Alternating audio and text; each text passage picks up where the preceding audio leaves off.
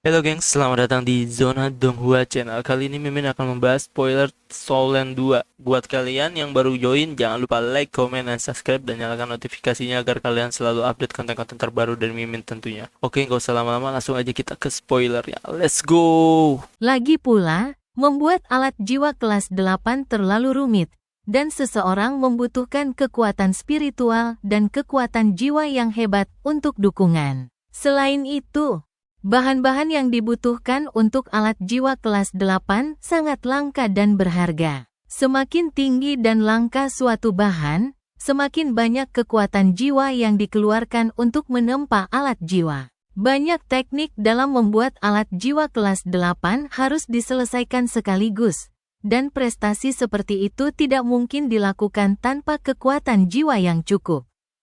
Huo Yuhao pergi bersama Heketu. Sementara Bei Bei dan yang lainnya terus berdiskusi tentang siapa yang akan tetap tinggal. Heketu jelas-jelas tetap tinggal, sementara Nana menerima perintah Bei Bei dengan raut wajah getir. Jika Bei Bei tidak ada, Sekte Tang akan kacau balau jika kepala pelayan agung mereka tidak ada. Bei Bei merasa Sekte Tang membutuhkan seseorang untuk mempertahankan benteng. Jing Ziyan memutuskan untuk tetap tinggal setelah diskusi terakhir mereka. Seiring meningkatnya kekuatan semua orang, Jing Ziyan tahu bahwa kemampuannya sudah tertinggal dari para jenius Sekte Tang. Dan ia tidak bisa berbuat banyak untuk membantu meskipun ia ikut serta. Ia telah menjadi kaisar jiwa jauh lebih awal daripada kebanyakan individu Sekte Tang.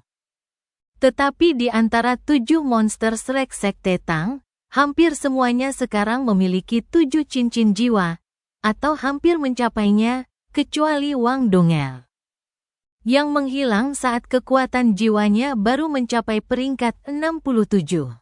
Terlebih lagi, jiwa bela dirinya tidak memiliki kelebihan apapun. Sehingga ia memutuskan untuk tetap tinggal agar ia dapat berkontribusi pada Sekte Tang. Ia tetap bersama suaminya, dan bahkan jika ia tidak ikut, Ji Juechen pasti akan tetap ikut serta. Hasrat bertarung sang fanatik pedang terlalu kuat. Selain Jing Ziyan, Bei Bei, setelah mempertimbangkan dengan matang, memutuskan untuk membawa serta anggota inti Sekte Tang lainnya. Operasi ini sangat penting, dan Huo Yuhao mungkin tidak dapat berpartisipasi. Jelas bahwa operasi mereka akan gagal jika mereka tidak memiliki kekuatan yang memadai.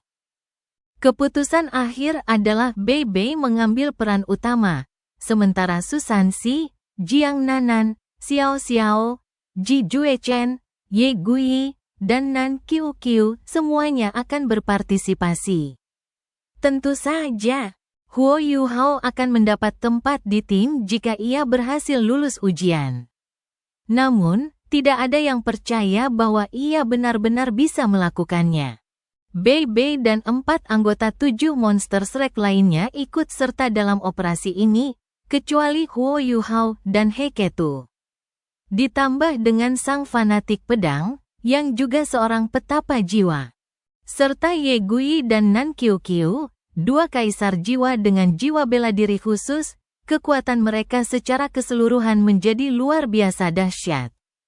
Tentu saja, Bei Bei sangat jelas tentang perbedaan antara keberadaan Huo Yuhao dan melanjutkan hidup tanpanya.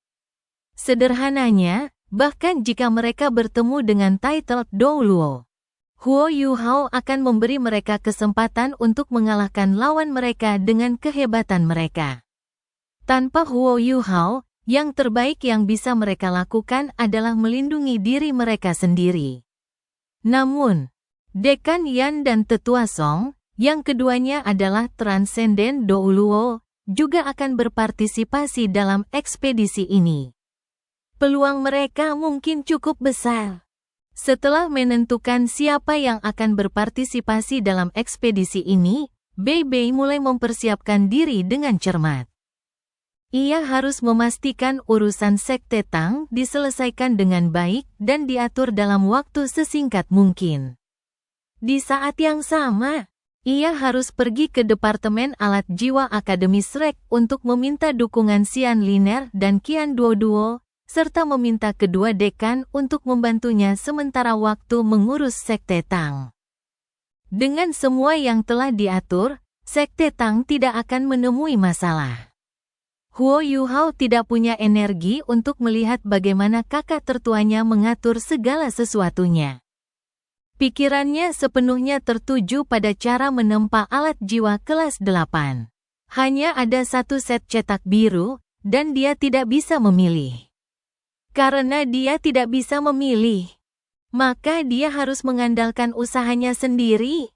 Untungnya, ia memiliki Heiketu yang membantunya.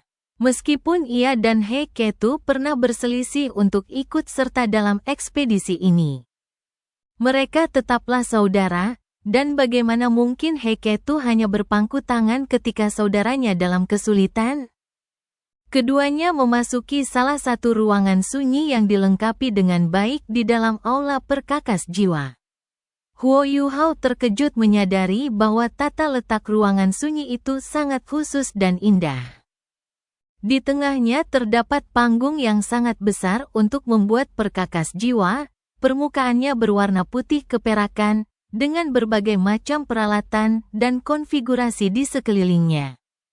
Ini tampak sangat mirip dengan yang pernah ia gunakan di Akademi Rekayasa Jiwa Kekaisaran Matahari dan Bulan, meskipun yang ini mungkin lebih baik.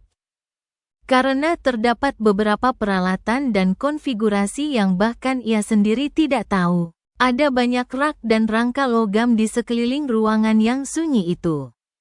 Rak-rak ini memang kurang sedap dipandang, tetapi sangat praktis karena berbagai macam logam langka. Dengan berbagai bentuk dan ukuran, diletakkan di atasnya.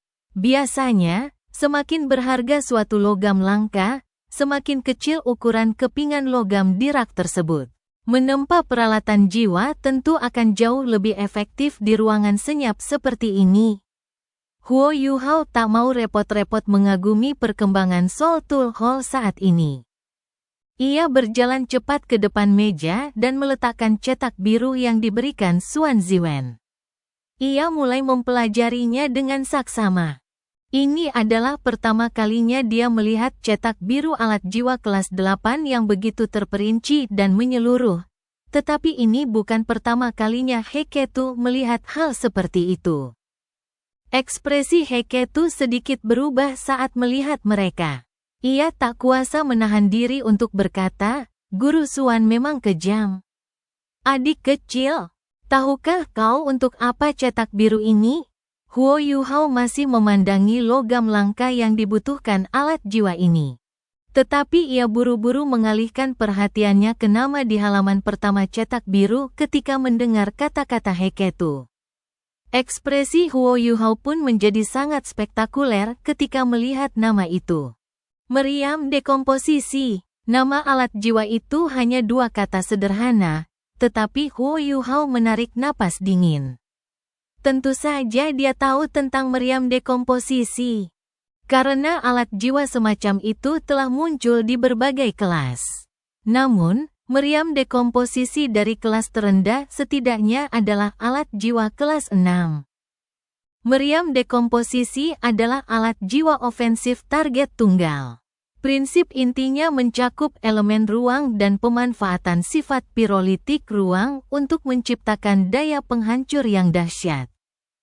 Meriam dekomposisi adalah salah satu jenis alat jiwa yang paling sulit ditempa, apapun kelasnya. Dan juga dianggap sebagai salah satu alat jiwa ofensif target tunggal terkuat di kelasnya masing-masing. Itulah sebabnya Heiketu berkomentar bahwa Guru Xuan kejam. Memang, bahkan Xuan Ziwen sendiri harus berusaha keras untuk menempa meriam dekomposisi kelas 8 sendirian.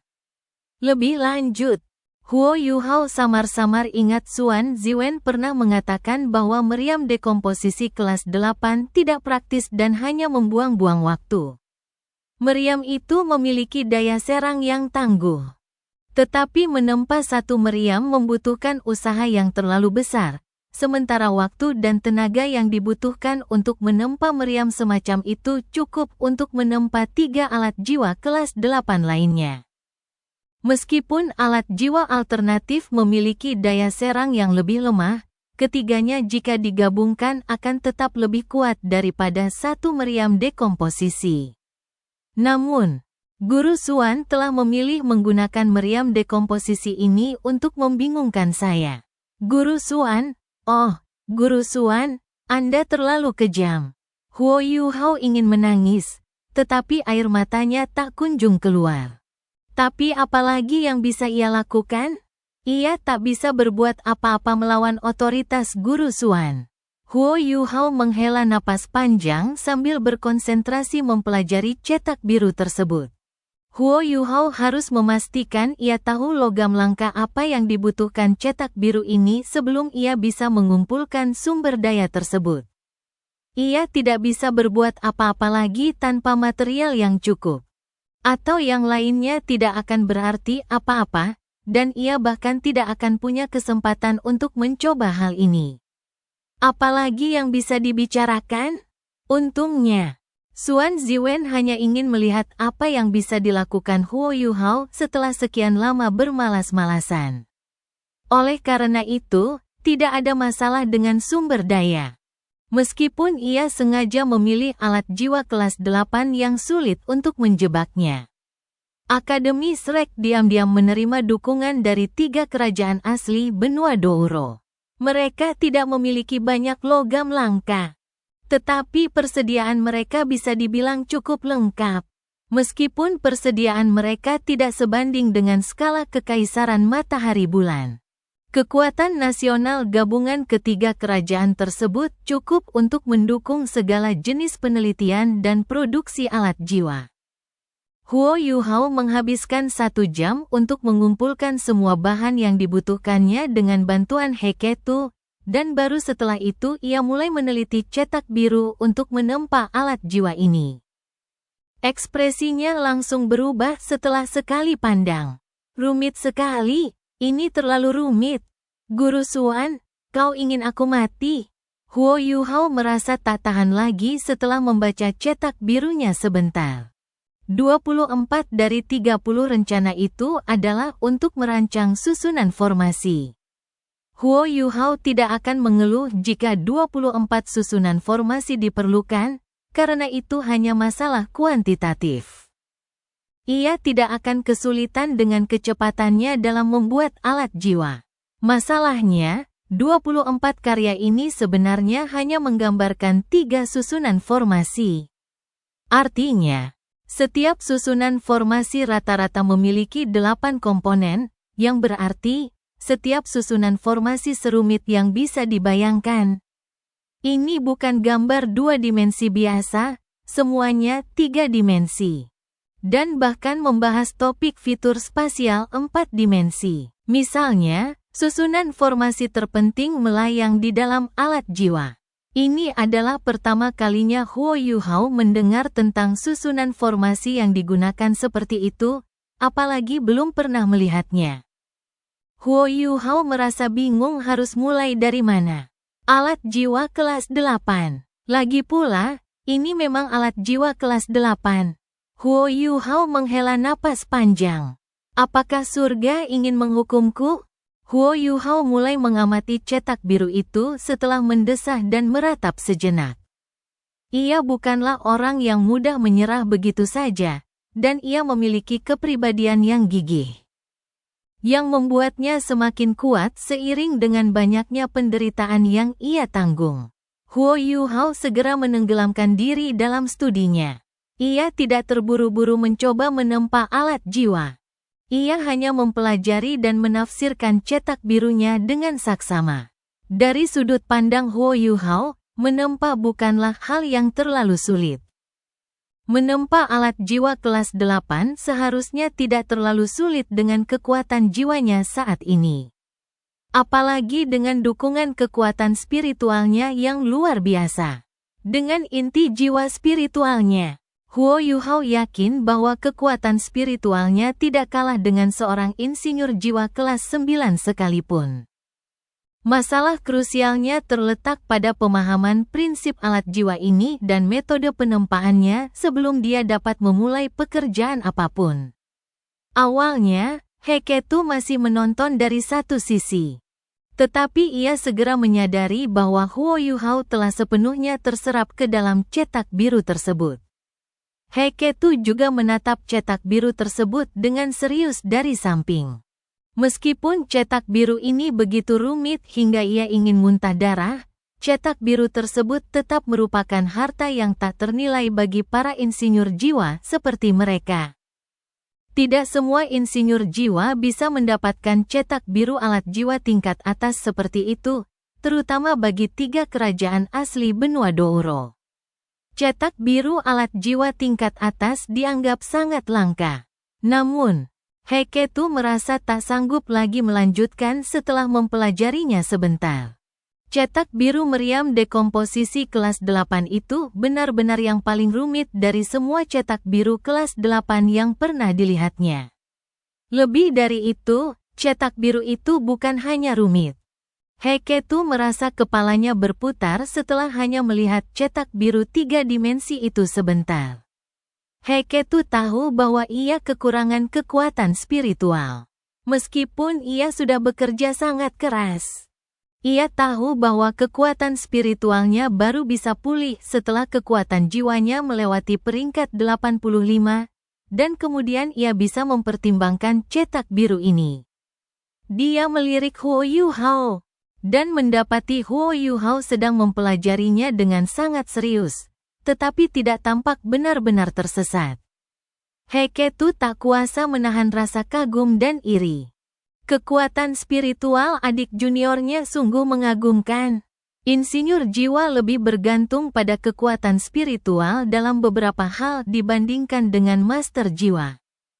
Dan hal itu semakin menjadi kenyataan seiring dengan semakin kuatnya insinyur jiwa. Waktu terus berlalu. Heiketu menemani Huo Yuhao selama 2 jam lagi di dalam ruangan yang sunyi sebelum ia pergi diam-diam, karena ia tahu ia tak bisa lagi membantu. Ia tak tahu berapa lama lagi waktu akan berlalu sebelum Huo Yuhao tersadar dari lamunan. Heiketu pergi dengan tenang dan memberitahu anggota sekte Tang lainnya bahwa tak seorang pun boleh mengganggu Huo Yuhao. Sehari penuh berlalu dalam sekejap mata, dan Huo Yuhao telah berada di dalam ruangan sunyi itu dari awal hingga akhir. Heiketu datang mengunjunginya 2 kali secara diam-diam, dan Xuan Ziwen bahkan pernah sekali datang menemui Huo Yuhao. Namun, Huo Yuhao tidak berbicara, juga tidak bergerak saat menatap cetak biru itu, seolah seluruh dirinya terbenam di dalamnya. Heiketu mendesah kesal, sementara Xuan Ziwen merasa senang. Tentu saja, ia tahu betapa sulitnya menempa meriam dekomposisi kelas 8. Lagi pula, tantangan ini memang sengaja dibuat untuk membuat Huo Yuhao bingung. Xuan Ziwen menyadari betul bahwa menjadi insinyur jiwa kelas 9 adalah batas kemampuannya, mengingat bakatnya. Bukan karena kemampuan risetnya kurang, melainkan karena ia tidak memiliki kekuatan jiwa yang cukup. Mustahil baginya untuk menjadi seorang transenden Doulu di masa depan, dan bahkan jika ia bisa menjadi seorang transenden Doulu, ia tidak akan memiliki kesempatan untuk mencoba menjadi insinyur jiwa kelas 10 di masa depan. Oleh karena itu, meskipun ia telah menjadi insinyur jiwa kelas 9, pemahamannya tentang alat jiwa jauh lebih dalam daripada sebelumnya. Ia menyadari betapa pentingnya Huo Yuhao sebagai seorang jenius, dan bahwa hanya Huo Yuhao yang dapat meneruskan warisannya dan berusaha untuk menembus dan menjadi insinyur jiwa kelas 10. Oleh karena itu, Xuan Ziwen telah mempertimbangkan hal ini dengan saksama, dan memutuskan bahwa ia harus menemukan cara untuk meyakinkan Huo Yuhao, apapun yang terjadi, untuk belajar dengan benar tentang menempa alat jiwa darinya. Dalam keadaan seperti itu, ia membutuhkan Huo Yuhao untuk tetap tinggal. Jika tidak, bukankah niatnya hanya akan sia-sia? Suan Ziwen tidak akan terkejut jika Huo Yuhao tidak bisa menyelesaikan meriam dekomposisi. Tetapi ia tidak ingin melihat Huo Yuhao tidak memiliki solusi sama sekali.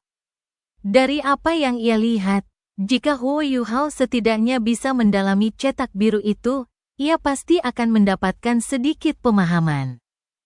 Itu sudah cukup baginya. Huo Yuhao adalah seorang pemuda yang baru saja menjadi insinyur jiwa kelas 7. Apalagi yang bisa diharapkan Suan Ziwen darinya? Yang menginginkan Huo Yuhao memahami meriam dekomposisi kelas 8, yang kompleksitasnya hampir setara dengan alat jiwa kelas 9. Selama Suan Ziwen bisa membimbingnya, dan dengan kultivasinya yang terus meningkat, Huo Yuhao tidak akan membutuhkan lebih dari 1 atau 2 tahun untuk menjadi insinyur jiwa kelas 8. Suan Ziwen sangat memahami bakat Huo Yuhao. Orang ini memang terlalu berbakat.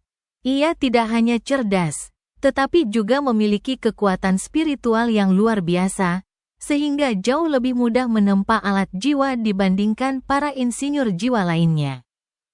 Pada hari kedua, Huo Yuhao masih belum bergerak atau berbicara, belum makan atau minum apapun. Heiketu mulai khawatir, dan ia menyampaikan apa yang dilihatnya kepada Bei Bei. Bei Bei secara pribadi berbicara dengan Suan Ziwen, dan ingin menyela Huo Yuhao agar ia bisa berhenti, tetapi Suan Ziwen menghentikannya. Suan Ziwen menghentikan Bei Bei dengan kesal. Dari sudut pandangnya, Huo Yuhao seperti seorang insinyur jiwa yang berkualifikasi dalam kondisinya saat ini. Ia sangat ingin Huo Yuhao terus berada dalam kondisi seperti itu. Apa? Berhenti? Lelucon macam apa ini? Tahukah kau betapa sulitnya bagi seorang insinyur jiwa untuk begitu tenggelam dalam studinya sendiri? Ia hanya dapat benar-benar merasakan keindahan alat jiwa jika ia sering tenggelam di dalamnya dan mengalami pencerahan darinya, hanya dengan begitu ia dapat berkembang dengan cepat. Belum lagi 2 hari, dengan tubuhnya yang seperti itu ia dapat menghabiskan setengah bulan tanpa makan atau minum tanpa masalah. Kesepakatannya telah tercapai. Kalian akan menunggunya selama 3 hari. Jika dia tidak sadar setelah 3 hari, kalian bisa pergi tanpanya. Bei Bei tidak bisa meyakinkan Suan Ziwen. Jadi dia tidak punya pilihan selain mengizinkan Heiketu terus mengirimkan makanan dan air ke Huo Yuhao. Namun, Huo Yuhao sama sekali tidak mempedulikannya. Matanya tak beralih dari cetak biru itu. Heiketu sempat mengamati Huo Yuhao dengan saksama untuk beberapa saat, karena ia khawatir Huo Yuhao akan linglung setelah mengamati cetak biru itu. Tetapi ia segera menyadari bahwa Huo Yuhao baik-baik saja. Alasannya adalah karena ekspresi Huo Yuhao yang terus berubah selama proses tersebut. Terkadang ia mengerutkan kening. Terkadang ia menunjukkan ekspresi gembira. Bahkan, Huo Yuhao pernah membanting meja dengan tangannya, membuat Heiketu terkejut. Jelaslah bahwa Huo Yuhao hanya asyik dengan penelitiannya sendiri. Dan tidak ada yang salah dengan dirinya. 2 hari berlalu dengan Huo Yuhao seperti itu. Hari ketiga pun tiba dengan cepat. Bei Bei telah menyiapkan segala sesuatunya untuk Sekte Tang. Xian Liner dan Qian Duoduo, 2 dekan mereka, telah menyetujui permintaannya untuk mengurus Sekte Tang, dan mereka meminta Bei Bei untuk menyelesaikan tugasnya dengan yakin. Namun, Tetua Suan juga memberi mereka batas waktu, semua orang harus kembali dalam waktu 1 bulan, terlepas dari apakah mereka bisa menyelamatkan Tang Ya atau tidak. Bagaimanapun, Sekte Tang membutuhkan mereka, dan perkembangan Sekte Tang berkaitan dengan perlawanan mereka terhadap Kekaisaran Matahari Bulan di masa depan. Hari ketiga sudah dekat, dan adik kecilku sepertinya tidak akan ikut dengan kita, kata Bei Bei kepada Su Sanxi tanpa daya. Mereka akan berangkat keesokan harinya, jadi mereka membuat beberapa persiapan akhir. Susansi memasang wajah muram dan menjawab, "Aku heran kenapa Guru Xuan begitu gigih kali ini. Sejujurnya aku sama sekali tidak percaya diri tanpa adik junior di dekatku. Aku tidak merasa begitu terakhir kali, karena dialah yang selalu merencanakan strategi dan sebagainya. Kita akan pergi ke medan perang sendirian kali ini, dan aku agak bingung harus mulai dari mana."